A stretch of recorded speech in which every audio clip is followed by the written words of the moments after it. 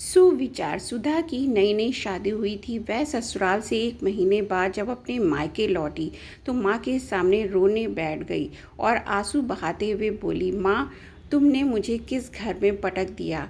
वहाँ तो मेरी कोई इज्जत ही नहीं है। सारा दिन नौकरानी की तरह रसोई घर में खड़ी रहती हूँ। किसी को भी दया नहीं आती मुझ पर।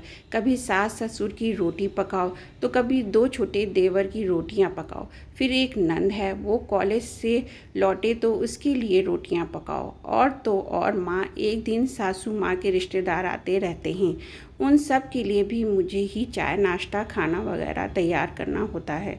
रोज़ गंदे कपड़ों के ढेर इकट्ठे हो जाते हैं, आराम ही नहीं मिलती। ज़िंदगी नर्क सी बन गई है। ननद को बिस्तर पर बैठे बैठे ही सब कुछ चाहिए। जानती हो, बीते दिन मुझे अपने पति पर तब गुस्सा आया जब उन्होंने महीने की पूरी तनख्वाह सासू माँ के हाथ में रख दी और मुझसे कहा, तुम्हें जो कुछ भी चाहिए एक पर्ची पर लिख देना, मैं शाम को ड्यूटी से छुट्टी होने पर लेता आऊँगा। सुधा की बातों को ध्यान से सुनकर माँ ने थोड़ा सोच कर कहा, तो तुम क्या चाहती हो मुझसे? उन सबके साथ नहीं रहना? बस मैं और मेरे पति, हम दोनों अलग अपनी गृहस्थी बसा लें। कुछ ऐसा उपाय बताओ माँ। बेटी, तुम्हारे पास 2 ही रास्ते हैं। एक तो तुम वहीं रहो और उन सब की सेवा करो, क्योंकि वह परिवार भी अब तुम्हारा ही है।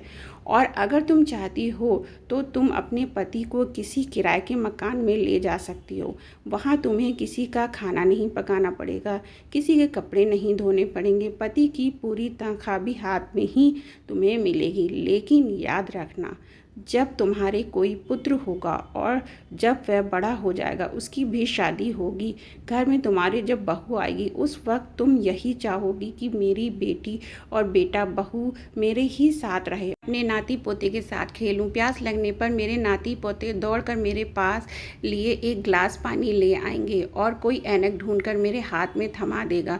कोई कहेगा, दादी जी, खाना बन चुका है, थाली लग गई है, आओ हम सब मिलकर खाना खाएंगे। माँ ने आगे बोलना जारी रखा, जिन कामों को तुम दुख बता रही हो, एक एक करके गिना रही हो, दरअसल यही जीवन के महत्वपूर्ण क्षण हैं। एक सफल गृहिणी अपने हर एक कार्यों को सरल बनाकर झट निपटा देती है। उसका रोना नहीं।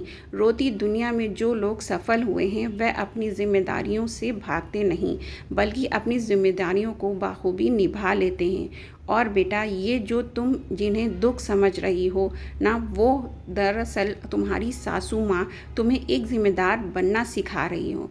वो आने वाले समय के लिए, एक आने वाली अनेकों परेशानियों से निपटने के लिए लड़ना सिखा रही हैं। वर्षों से हर सास अपनी बहू को अपनी जगह पर जिम्मेदार बनाने के लिए ऐसा करती आई है। कल तुम अपनी बहू को जिम्मेदार बनाने के लिए उसे मजबूत बनाओगी। बेटा, घर के बुजुर्ग कब तक हैं और कब नहीं, कोई नहीं जानता। वो अपनी आने वाली पीढ़ियों को मजबूत और रिश्ते निभाते हुए देखना चाहते हैं। कल तुम भी अपने बच्चों से यही आशाएं रखोगी।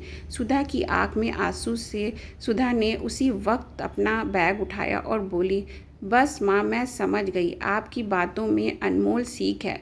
मैं चली अपने ससुराल, शाम होने वाली है। सासू माँ के पैरों में दर्द रहता है, उनके घुटनों की मालिश भी करनी है। सुधा इतना कहकर मुस्कुराती हुई ससुराल की ओर चल दी। वहीं दूसरी ओर माँ अपनी बेटी की समझदारी पर मुस्कुरा रही थी।